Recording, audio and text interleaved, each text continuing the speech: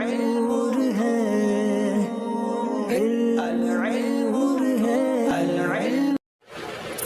السلام علیکم ورحمۃ اللہ وبرکاتہ، نحمدہ ونصلی علی رسولہ الکریم۔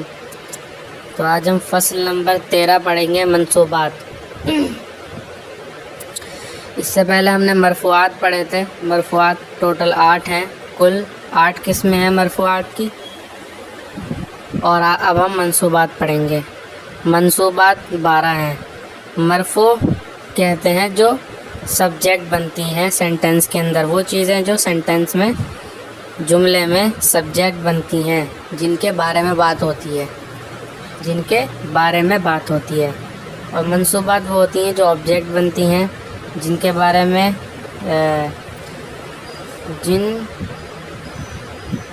جن کے ذریعے بات ہوتی ہے، یا جن کی بات ہوتی ہے۔ تو جیسے آبجیکٹ ہوتا ہے، اس کے ذریعے بات ہوتی ہے، اور اس کے بارے میں بات نہیں ہوتی، یعنی جس کے بارے میں بات نہیں ہوتی ہے اسے منصوب کہتے ہیں۔ منصوب کی یعنی نسب جو ہے اس کی کئی ساری قسمیں ہیں۔ تو ابھی آپ اتنا ہی سمجھ لیجئے کہ منصوب اسے کہتے ہیں جس پہ زبر آتا ہے، لیکن زبر بھی جو ہے کئی طریقوں سے آتا ہے۔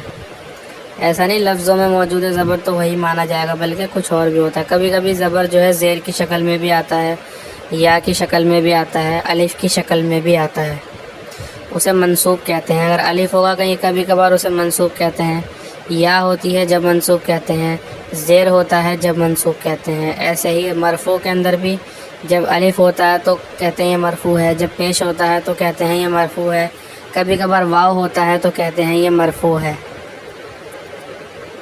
تو مرفوع، منصوب اور مجرور، اور اس کے بعد مجرور آئے گا۔ تو منصوبات ابھی سمجھ لیجئے وہ چیزیں جو آبجیکٹ بنتی ہیں، جو مسند بہ ہوتی ہیں، مسند الیہ نہیں ہوتی۔ تو منصوبات 12 ہیں۔ مفعول بہ، جس پر فاعل کا فعل واقع ہو، یعنی جس پر کام ہو، جس پر بھی کام ہوگا وہ مفعول بہ ہوگا۔ مفعول مطلق یہ ایک نئی چیز ہے آپ کے لیے، اور مفعول لہو بھی نئی چیز ہے۔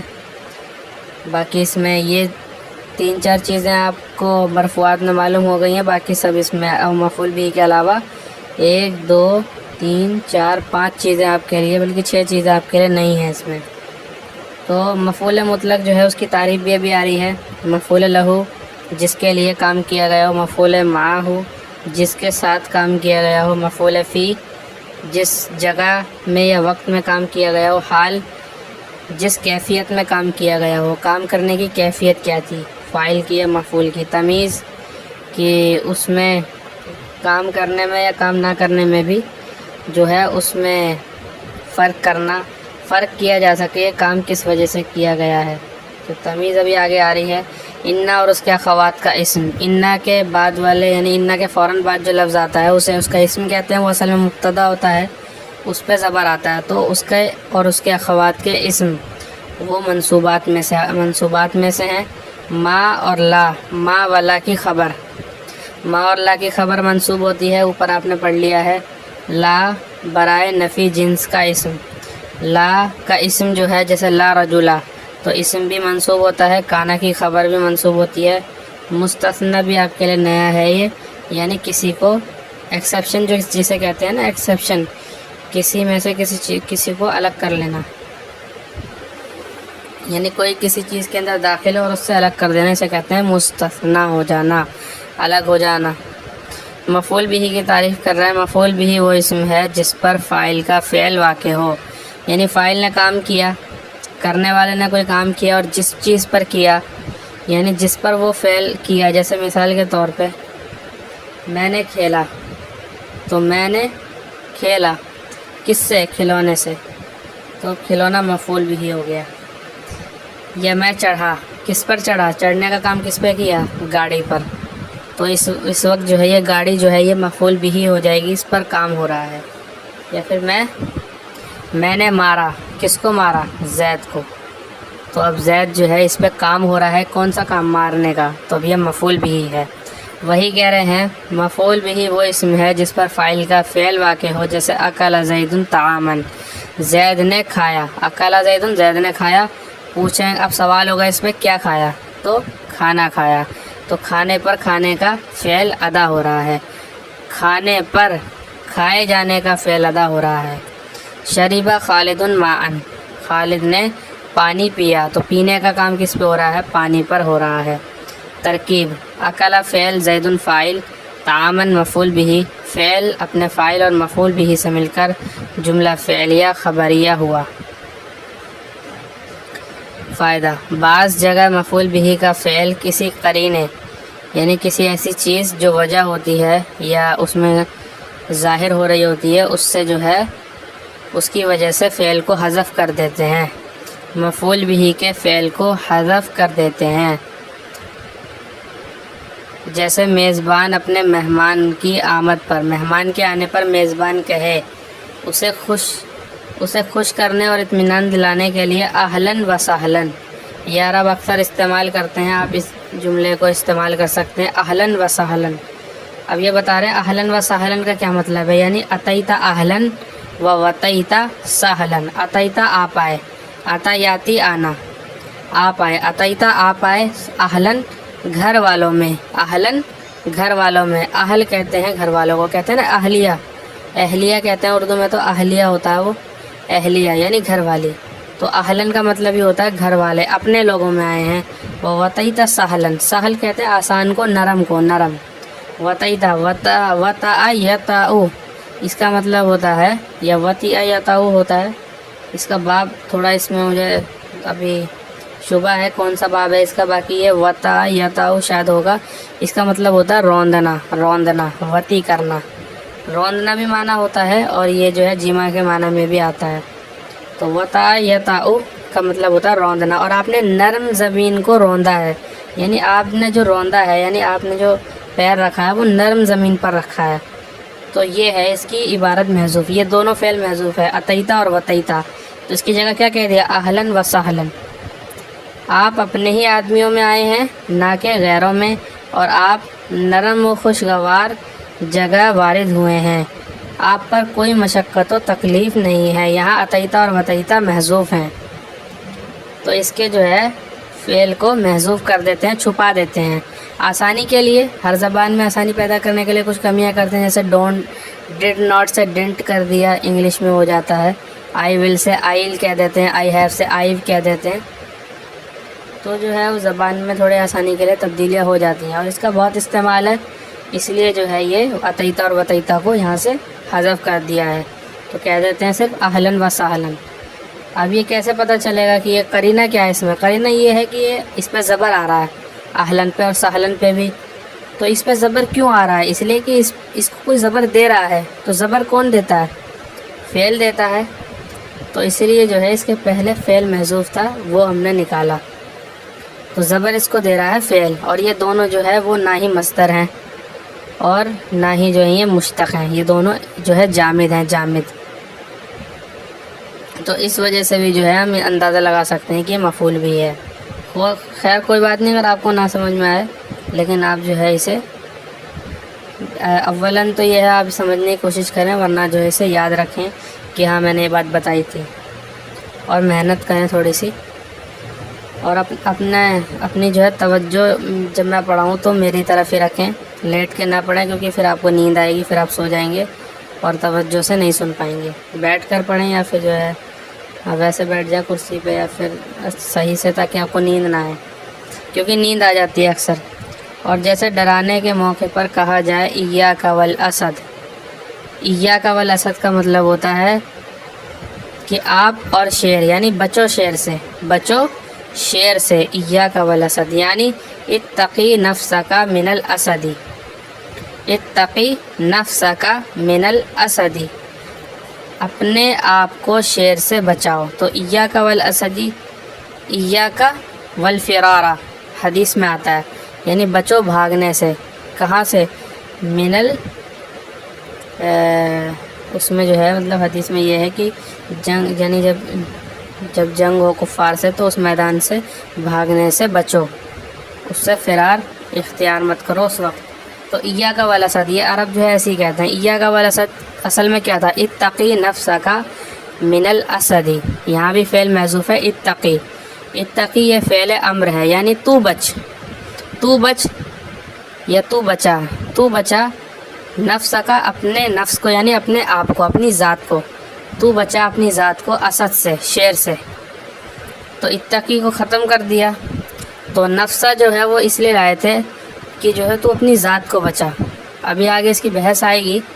تو اس کے اندر بھی جو ہے حکم دیتے ہیں تو سامنے والے کو دیتے ہیں، اور سامنے والا کون ہوتا ہے؟ انتا ہوتا ہے. اور یہ کاف ضمیر بھی انتا پر دلالت کر رہے ہیں یعنی اپنی ذات کو.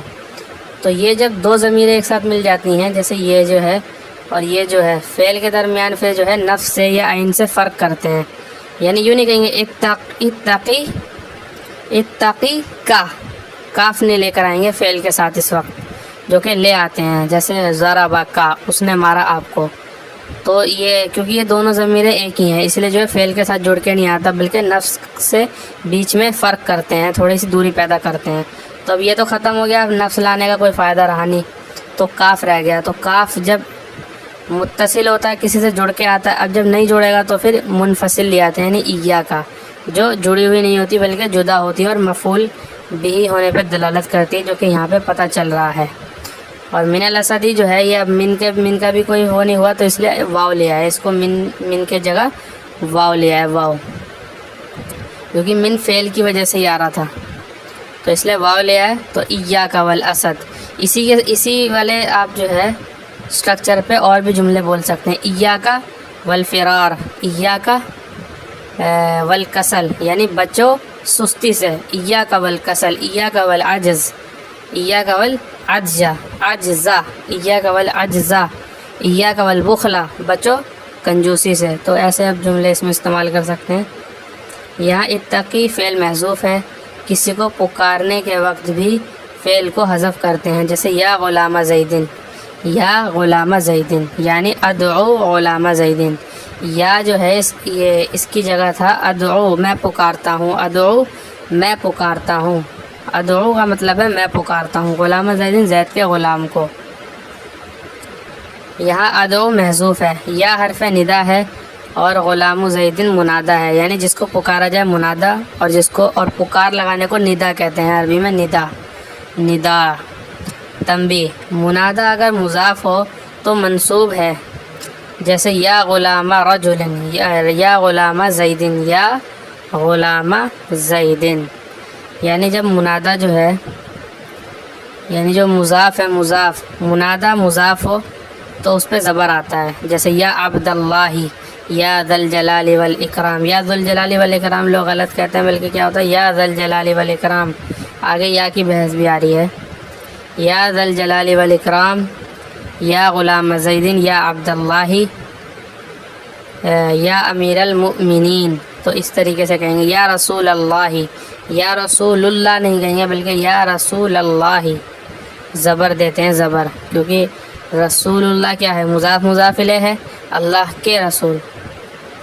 تو اس پہ جب اس سے پہلے یا آئے گا تو زبر دیں گے اس پہ، مضاف پر زبر دیتے ہیں. یا مشابہ مضاف ہو، جیسے یا قارئن کتابہ، یا قارئن کتابن، یہ موصوف صفت ہے تو یہ مضاف کی طرح ہے، اس پہ بھی زبر دیتے ہیں.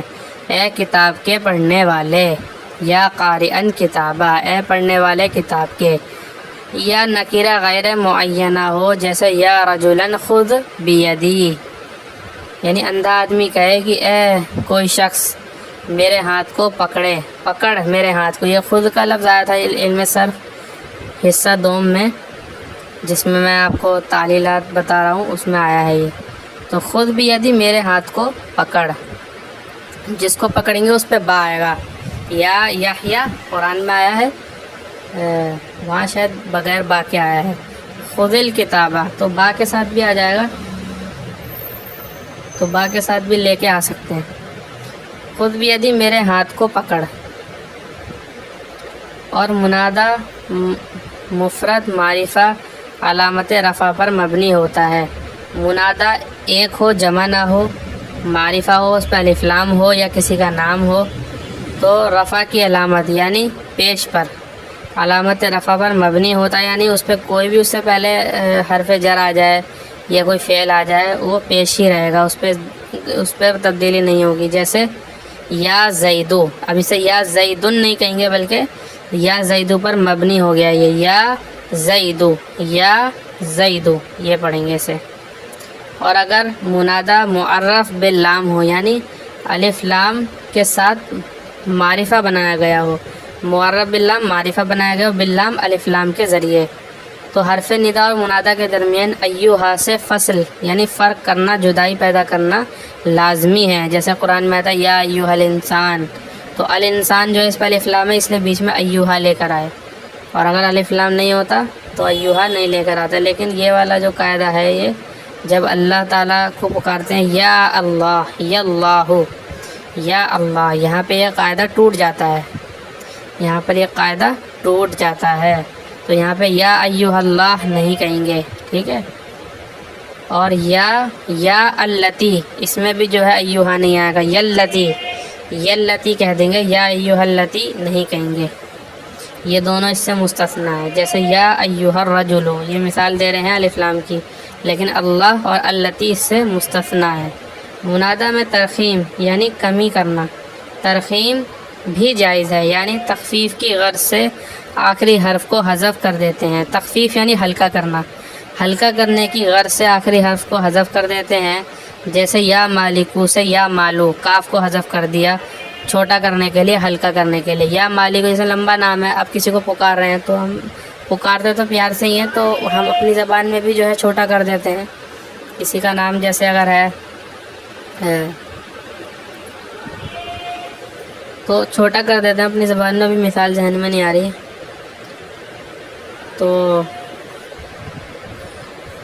تو یا مالکو سے یا مالو، اور یا منصورو سے یا منصو، یا منصو، یہ واو اور را بھی اس میں ہٹا دیا ہے، یا منصو. منادہ مرخم، ترخیم کو مرخم بھی کہتے ہیں. باب تفعیل سے ہے ترخیم، رخم یرخم ترخیما فہو مرخم، ورخم یرخم ترخیما فہو مرخم. تو مرخم ترخیم کیا ہوا میں اصلی حرکت بھی جائز ہے، یعنی یا منصوب بھی کہہ سکتے ہیں اور یا منسی، یا مالو بھی کہہ سکتے ہیں اور یا مالی بھی، یعنی اصلی حرکت ہے وہ بھی جائز ہے اور پیش پر مبنی رکھنا بھی جائز ہے. یہی بتا رہے ہیں آگے. اس لیے یا مالی بھی پڑھ سکتے ہیں اور یا مالو بھی. تو منادہ کی یہ تھوڑی سی انہوں نے بات بتا دی ہے، اس کو آپ ذہن میں رکھیں اپنے. منادہ میں ترخیم بھی جائز ہوتی ہے اور یہ آئے گی، بہت جگہ آئے گی.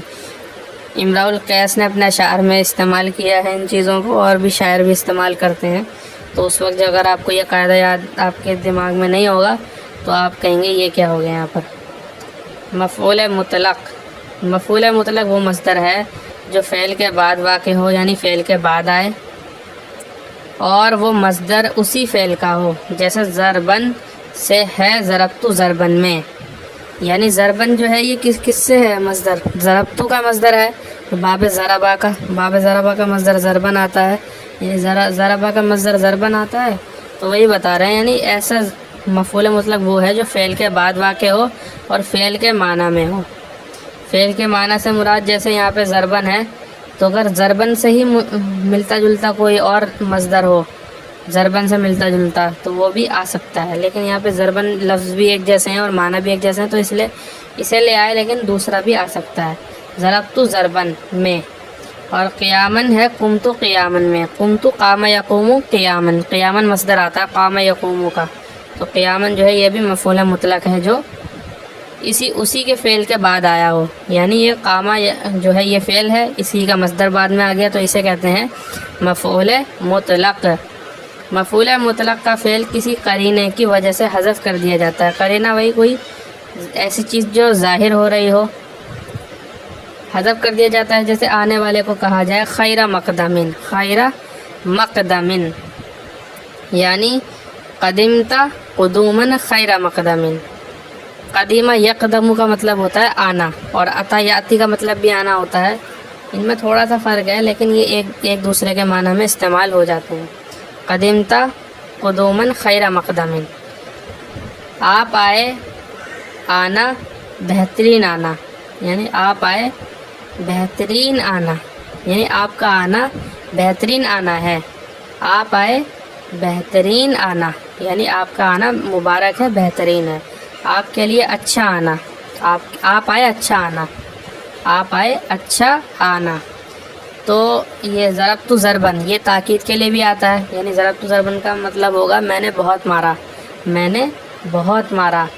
یا پھر ایک معنی یہ بھی ہو سکتا ہے، یہ اس وقت جو ہے اس میں یہ جب فعلتن کے وزن پہ آئے گا جیسے ضربتن، تو اس وقت اس کے معنی ہوں گے میں نے ایک بار مارا۔ اور اس میں تثنیہ جمع بھی آ سکتا ہے، جیسے ضربتینی میں نے 2 بار مارا، اور ضرباتن اس کا مطلب میں نے بہت بار مارا۔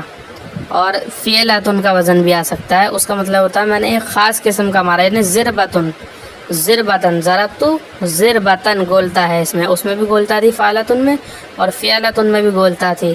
تو ضربتن یہ علم صرف کے اندر آئیں گے، یہ مفعول مطلق آئیں گے، علم صرف کے اندر بھی آئیں گے، تو آپ بھی ٹینشن نہ لیں بالکل بھی۔ تو ضربتن کا کیا مطلب ہے کہ میں نے ایک قسم کی مار ماری۔ اتنا ہی رہنے دیتے ہیں اسے۔ وآخر دعوانا ان الحمد للہ رب العالمین۔